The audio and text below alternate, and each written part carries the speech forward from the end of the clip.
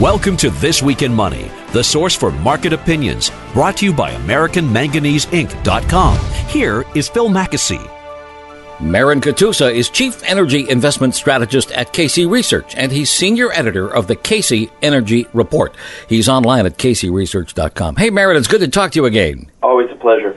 Just back from PDAC in Toronto, and it was kind of a zoo, right? Well, it was definitely a zoo. They've broken every record on attendance and also the record on the companies presenting. So we had the whole Casey crew there, and on the Sunday we had a lot of our subscribers come by to the Casey Clubhouse, and on the Sunday we had a sold-out Casey short course seminar that was a paid thing through PDAC. So it was a busy week. It was the end of my 2-week trip, so it was a good time to catch up with everybody and see what's cooking in the industry. Seems to be lots of folks are talking about oil. It's up again. Let's blame it on bad news from Iran. And always good to hear from President Obama on the topic of energy. From yesterday, here's the president.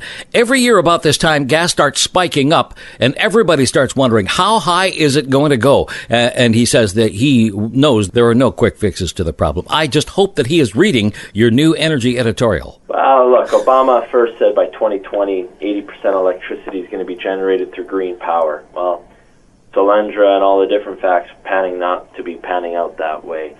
It's political lip service, all right? Sure. And what's important to understand is natural gas has never been this cheap, in my lifetime. And what he has to understand is the actual oil being used on a gasoline for your car is declining recently. So what he has to understand is there's so many other factors playing in, such as refineries.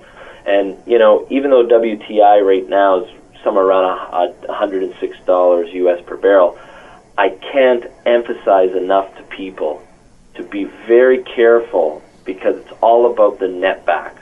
I wrote an article that's free on our website. Every Tuesday I publish something on our KC Daily Dispatch, and it's all about the differentials. And you look at what's going on in the Bakken right now. The Bakken's getting about $70 for oil. So a lot of people are jumping into these oil companies thinking that because oil is $106, that's what their company's selling the oil for.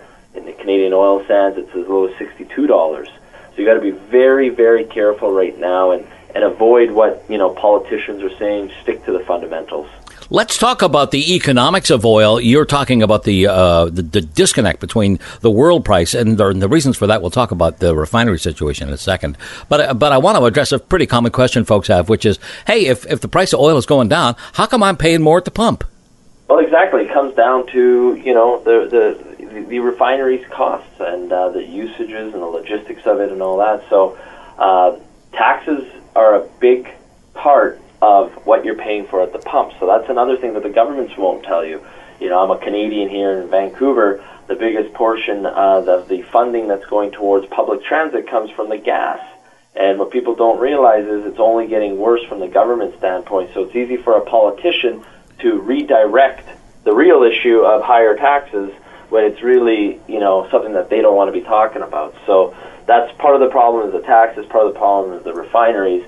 And the reality is access to that oil. So if you look at the PAD 3, where they're importing oil from Venezuela, that's a heavier oil, they're paying a premium to the WTI, where that same type of oil can be coming from the Canadian oil sands, but the California protesters, all the B-rate actors, they want to protest that pipeline. That pipeline would be equivalent to about twice the oil produced in Iraq right now. So little things like that, they're a victim of their own legislations and policies. Easy to pick on the Middle East as being one of the sources of the problems here, and for sure it is. There has been nothing but problems in this area for as long as I can remember, and it looks like lately there's more saber rattling going on. But you're pointing out an excellent thing that I never realized until I started reading your stuff. There is a huge problem in oil infrastructure, mostly in the United States, and that's causing fits and starts in the oil business there. Well, it's changed. You see, you used to be able to import the oil cheaper than what you'd be able to produce it domestically, never mind move it around. But that's changed. If you look at now, I wrote the article in the January about the distribution of oil at a profit from it. But basically you have these pads, and the pad 2 right now is at capacity, where it used to be pad 3 would be exporting to the other pads in the nation, but it's changing because the technologies have changed. America's been so successful with the shale gas and the shale oil that it's been a game changer. Okay, so now the infrastructure has to be placed in. Not only that, infrastructure needs to also be upgraded. A lot of the pipelines that people are, protesting against, what that's going to do is replace the older existing pipelines that have been built when Elvis was rocking out in the late 50s and early 60s. Oh, yeah. Something to be very careful of that, the existing infrastructure in the U.S., about a third of it's built before 1970, and that's a ticking time bomb. So these are real important issues to really understand and look at. Another issue, people are talking about the potential to, export Canadian oil sands to Asia. Well, first of all, the pipelines need to be built. You got to first get the natives on side and get the permits to build them. Then the cost advantage, you have to get bigger tankers in. And then there's a problem there. Not every port is built the same. So if you want to get it towards the Vancouver port, they're going to have to dredge that strait. That's another permitting nightmare. So there's a lot of issues. That oil's not the issue. It's getting the oil out is what the issue is. Now, speaking of distribution, for our friends, podcast and radio friends who won't have a chance to read the article, tell us how oil moves around North America, because it's fascinating. Well, it depends which pad you're talking about. Let's say if you're from the Canadian oil sands, you're basically producing it, whether it's an open pit or in situ or SAGD, however you want to call it, and then you add your diluent, you bring down the pipeline capacity, then you take it down to pad 2, and then from there, there's many different forms that it gets the refining. So America's got the greatest refining complex in the world. It can do just over 17 million barrels a day. And what America has correctly anticipated is that we're not running out of oil, but what we are running out of is the light, sweet crude oil, and they've upgraded for the heavier oil, which is the type of oil that comes out of the Canadian oil sands. But unfortunately, there's only so much that Pad 2 can do, so now we're at a surplus. So without the Keystone XL taking it further south, all the way to the Gulf, or what's called Pad 3 in the business, you're getting a much lower price because it's a supply and demand issue. Okay? So when I was in Iraq, it's interesting because they had 3 main pipelines. The infrastructure, that's, one $5,000 grenade from a long distance from the mountains takes out that pipeline, and they're trucking out the oil from certain fields, for example, from the Kirkuk field. So it all depends. We have a great infrastructure in the U.S., but it still needs to be upgraded. We still have to improve it. And the interesting thing about what the protesters, when I was on BNN on this debate about it, the Keystone XL pipeline today would provide about twice the oil that the Americans import from Iraq. Wow. So think about that. You make your choice. The Americans are calling us, the Canadian oil sands, very dirty. First of all, the bitumen production within California, people forget that California is still a major producing oil for the states, produces more CO2 and pollution than all of the oil sands combined. Amazing. So before you come to Canada and tell us that we're dirty, look at your own state first. Drive around L.A. Exactly. When you drive through from the airport and on the beach, you see these wells going. From the beach, you can see the offshore platforms. So, all these things are key, but you have to make the decision. Bloody oil or dirty oil? And one of the things we have to remember also, Marin, that there is a seasonal element here. The refinery problem is also a seasonal problem. A seasonal problem. Also, on top of the seasonal issues, also upgrading and modifying the refinery. These things always have to be, it's like kind of taking your car into a tune-up. So they have to shut down and also rehab the refineries. That's another issue that's going on. And with the heavier crudes comes more modifications and more upgrades. You mentioned the infrastructure. I remember seeing a couple of weeks ago on the internet a chart showing the ages of the oil rigs themselves drilling in the Gulf of Mexico and elsewhere offshore. There's another time bomb waiting to go off. Well, the Gulf of Mexico disaster in mid-2010 was a good reminder of what's going on. And the sad reality is 1/3 of America's domestic production comes from offshore wells. And, people don't want the shale oil. They're you look at the movies like Gasland and all the issues. Reality is where are you going to get it? There's a lot of oil in America, but you look at Alaska, that's an issue. Wherever it seems to be some sort of potential, you got the protesters out there. So, the reality is you have to go unconventional, or if you are going conventional, you're probably going deeper offshore.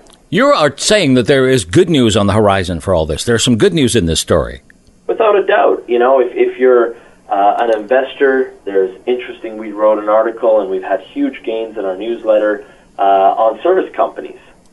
As the technologies are changing, these companies have to go towards higher horsepower, which companies can do multi-frac horizontals longer, and there's potentials there. There's potentials if you invest in the companies that have the management teams who can find these big shale deposits.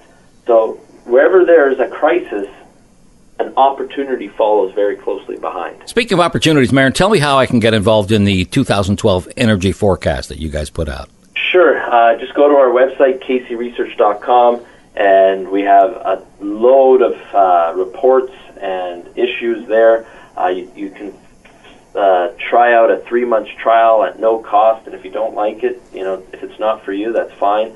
But every Tuesday we publish a free article, so it's a no-risk trial, so it's up to you if you want to try it out. Got a couple of other oil items in the news this week. Today, Syria's deputy oil minister has defected, and it got me thinking, I don't hear much about Syria and oil production. You're familiar with the Middle East generally. Where does Syria rate in oil production and reserves? It's not even in the top 5. Okay. So it's more of a geopolitical issue. It's kind of like when Libya had all its issues. That's like kind of saying the Canadian oil sands went out.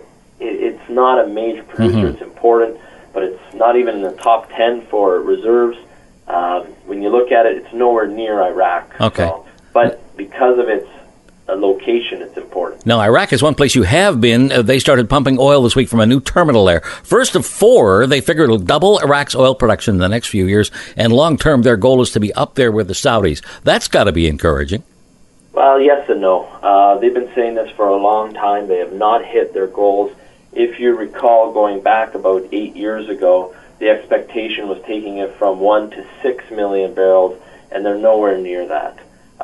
Not only are the wells getting more expensive, but the output, the production rates of the wells have not been as high or as economic as people hope for. Okay. So not only is it getting deeper, higher cost, but there's still a lot of issues: manpower, cost overruns, infrastructure issues. So it's easy to get excited about it. Yeah. But the past results have been very poor. And it's still a pretty crazy place to do business. Oh, without a doubt. Yeah. It's still, there's a lot of issues going on there still. It's worse than Toronto. Almost.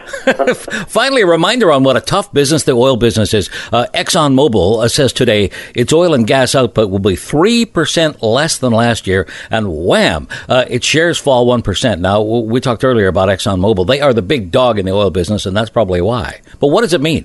Wow, that's very, very, very important. But see, there's another opportunity there. There's the world's largest market cap publicly traded oil company on the planet that just lost over 1% of their value in one day. And this is a coming trend. This is an inflection point coming.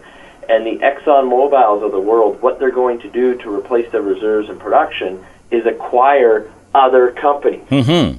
See, what the general public doesn't realize is the ExxonMobils, the Chevrons, the Shells, the BPs, they do not own the largest deposits anymore. They're not the big producers in town. They were part of the old Seven Sisters, but the new Seven Sisters are Saudi Aramco. It's Venezuela. The mid-tier companies, right? The national-owned companies. Yeah. They're owned by Chavez. They're owned by the sheiks. They're the ones that own all of the big deposits because they've nationalized them from the big publicly traded companies. So it's very important to understand that there's a major opportunity here because the Exxons and BPs and Shells, they have to go and acquire production and reserves. Marin Katusa is Chief Energy Investment Strategist at Case-Shiller Research. We're always glad to have him here on This Week in Money. Marin, thanks for your time. Always a pleasure.